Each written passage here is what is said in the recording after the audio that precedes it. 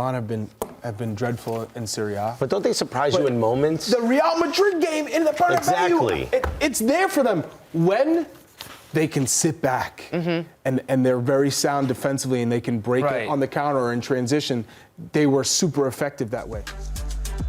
We are going today do a combined best 11 for Milan and Juventus.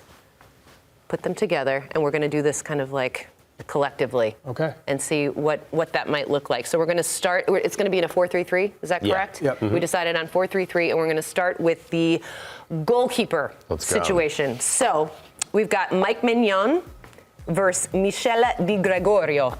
And I think if you were to just look at this without looking at the numbers, and you'd say, well, Mike Maignan is probably the bigger name, the more celebrated keeper. But then when you look at the actual numbers, Michele Di Gregorio having a better season is definitely ahead of Mike Maignan in terms of stats and numbers.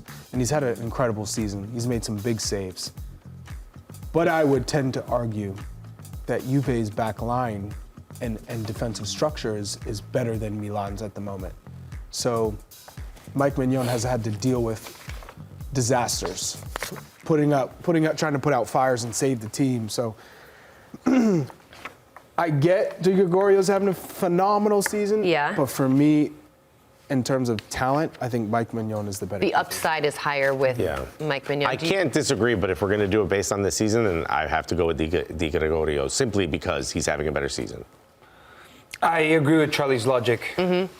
I've seen Mike Maignan scratch the elite level many more times than I have seen Di Gregorio. I'm going back to that Leipzig game. I understand that in Serie A he's been great, but in that Leipzig game, he caused a penalty kick and he got a red card.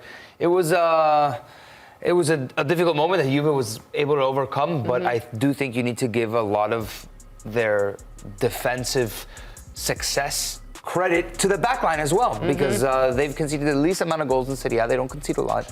Yes, you have a good goalkeeper, but I've seen Mike Maignan reach the elite level. Okay. And I want him on my team over Di Gregorio right now. Okay, so we're going with Magic Mike then in keeper. Is that the consensus? Yeah. Put him in.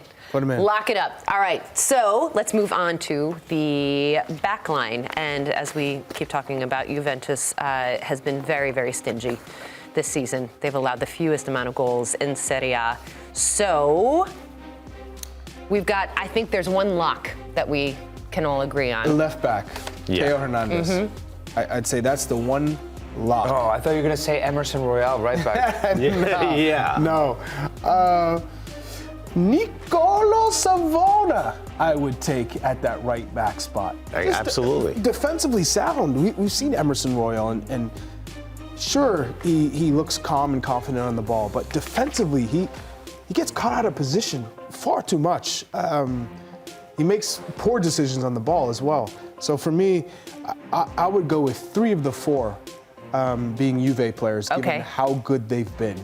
And I don't want to discredit Michele Di Gregorio, but this Juve back line has been so sound. So Gatti, Kalulu, who was once a Milan player, now looks better in a Juve shirt. Absolutely. And Savona, those would be the 3 that I would go with. All right. Should we move it along to midfield? Yeah. This is where it gets a little interesting, I think. In terms of locks, I think we all agree Christian Pulisic has to be in here. But as a central midfielder, or Well, I mean, aren't we? as a 10? Yeah. Yeah, you're going to start him Yeah. Okay. As opposed to where? right wing? Right wing. Is that where you would play him? Because there's someone on Juventus you'd rather have at the 10? Or centrally? No. Okay. So yeah, let's put him centrally. All right. I think Reinders. And then Coop Miners. Okay. Okay, okay, this is where it gets interesting, right? Because you want McKennie? Ooh. I like Reinders, I like Coop Miners. I would like them on my team. I think this is you get 2 very complete players. I want to see how we can work in Weston and Christian. So this is like the give and take here. Like, should we consider Christian as a right wing? But then you're not going to get like a looking forward. You're not going to get like a Kenan Yildiz or like a Chicho Conceição in the starting 11. I take Pulisic over both of those guys. I take Pulisic over all of those players. All right. Yeah. But to me, Chico Conceição and Pulisic are locks. So you're saying you'd rather have Koopmeiners as the 10 with Reinders and McKinney as the 8s? Sure. In your mind, to fit in Christian as the right. Right, to fit in both Americans. There's a third American, but I don't think he's going to make the combined 11. Right. But like, are we willing to sacrifice a Yildiz, a Conceição in that position just looking forward? I know I'm getting a little bit ahead of myself, You are. but Well, I'll give you this. You are. If we're going to stick with these guys as midfielders, we can't start swapping. I'll give you this. In your mind, who is higher up the pecking order? Yildiz or Conceição? Conceição hit the ground running. But Yildiz, that's a good one. It's just because I didn't. We can't talk about potential, and we can't talk about what they might bring because we have to go based on what. But I didn't think Conceição was going to be this good because at Porto he was all right. Who cares what you thought, buddy? But then he We're came here in now. and I didn't think I'd be talking about putting Conceição in a combined best 11 of these two teams. But I feel like you got to put him. I think You didn't think Yildiz would be this good either to start the season. He's been phenomenal. Okay, so now you. I feel like so where are we at? Koopmeiners hasn't had a typical Koopmeiner season, right? He's dealt with injuries. Sure. Yeah. 1 goal, 1 assist, if I'm not mistaken. Can we put him a little bit down and lower on the pecking order? Why can't we just go like Weston? He has, Koopmeiners has 0 goals. Where are you going to put him? But he's that type of player that is not necessarily like a goals or assists type of guy to show that he. Why don't we just his prowess, right? Why don't we go Reinders, Pulisic, Weston or Coop? McKinney on the right? Okay, wait, let's see. I mean, Weston McKinney has a couple goals and a couple assists. He's been great. He's been really good. And he's understanding his fit into the system. Reinders? Lock. Yes. Okay. Pulisic at the 10. Lock. Yep. Okay. Lock. McKinney McKinney on the right. What I Yep. said. Do it. I vote for McKinney. Done. And you still get Conceição. We need somebody buzzing around. We need the hard work. Okay. We need someone who's good on set pieces.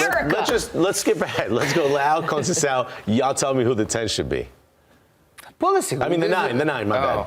I mean, so Vlahovic is so streaky. He's also injured right now. We're allowed to pick him for this exercise here. And we're not choosing. We were told no season-ending injury guys. So like a Bremer, for example, I would have put Bremer. Absolutely, I would have put Bremer on this but list. he's not here right now. Right. Okay. I made it sound like he's dead. So Leao on the left. is on the left. Leao on the left. Done. I think Chico Conceição on the right. And then it's Morata. You could go Yildiz, Morata. You're not going to put Yildiz in over. Pulse 9, they're talking about it. You want Yildiz in so bad. You're going to put him in goal if we. Okay, how about this? How about this? I got an answer for you. Here we go. No. Put Pulisic at the 9. Stop it. No. Vlahovic. Producer just says no. Can I just? Guys. Vlahovic has 9 goals this season, I know. and I know they come in bunches. But That's the problem. But Morata has 3. Yeah. 1 assist. Just put Vlahovic up there. Put Vlahovic up there. Who works harder? They both work hard, but They both let's work just put hard. Vlahovic out there. All right, Yeah? we're done. Done? We're going to go Lau, Vlahovic, Conceição. Yep. You got to put I a think real there's striker up more. there. I think there's more Juve than a lot of us thought there would be. Outside of the back line. We all got like angry at the end. Ligo's like, how about this? All right, Pulisic's coach. Okay. Try to put him in everything. I'm just trying to work a couple of guys. I think. Do you know what? This is a good I think we worked through it, and I'm quite happy with the end product here. I think Agreed. this makes a lot of sense. Yeah, You can easily make a case for this being the combined best 11. Agreed. Okay, what about on the managerial side? Because we've got Fonseca versus Thiago Motta. Is it Thiago Motta. Thiago Motta, It's not easy. even. Yeah, it's not even a- Easy. Yeah. not even a question? Nope. He's not even on close to a hot seat. His seat is about as cold as his studio at around 9:20 a.m. He's good. Wow. Wow. How do you think this one's going to go? It has draw written all over I it. think so. You all of a sudden But think became about very it though. pessimistic. If Milan What happened, man? If Milan lose this though, suddenly that top pack of the table is like way up there. You know, I think I want to say because Milan have been dreadful in Serie A. But don't they surprise you in moments? The Real Madrid game in the Bernabeu. Exactly.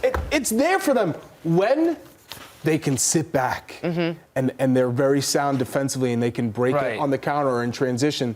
They were super effective that way. Maybe that is how they have to play. So they invite Juve and then they look to try and Juve will go. And Juve's going to want the ball, right? Paulo Fonseca himself said that it's difficult to play I don't remember which team specifically, but let's just say because the next game at Serie A after that Real Madrid was Cagliari, so he said it's more difficult to play against a Cagliari than it is against a Real Madrid because it's difficult to find the spaces against a team that sits back and keeps those lines tight.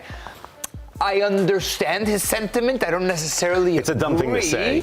Right? It's a really dumb thing to say. He could have phrased it in a different way. Against the good teams and really bad against the bad teams. It's really dumb thing to say. Not good. But it's like, I don't know what Milan I'm going to get at this point. Yeah. I think there was a slump. We were talking about Fonseca on the hot seat.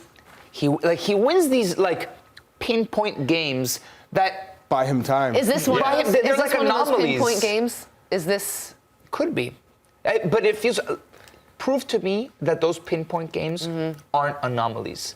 That you can win big games. Okay. Because the overall trend, it's like, This might be, in a way, I'll say something about as dumb as Fonseca said. This might be a bigger game than the one against Real Madrid, seemingly because you have so much more of a schedule left in Champions League. This is a 6-point swing against another team that you're going to be competing for a Champions League spot. They have a favorable Champions League schedule to get into the playoff, right? The 9 to 24. I expect Milan to be there. If they lose this, they're further out of the top 6 six. points is a big gap, down in 7th and 6th. And they can't afford to drop these points in Serie A at the moment. What about Juventus? Do you see them as a legitimate Scudetto contender? Yeah, I do. I think they're going to be one of those teams that's blooming late. I think there's a lot, whether Vlahovic gets going and starts scoring or they make a move to get another striker in the winter transfer window. Either way, I see this Juve team growing. They have a lot of potential, a lot of youth. And if everyone stays healthy, obviously that's a big if, I could see them really challenging in the end. Okay. We shall see. It's going to be interesting. AC Milan taking on Juventus tomorrow, 12 p.m. Eastern on Paramount+. Our coverage kicks off at 11:30 a.m.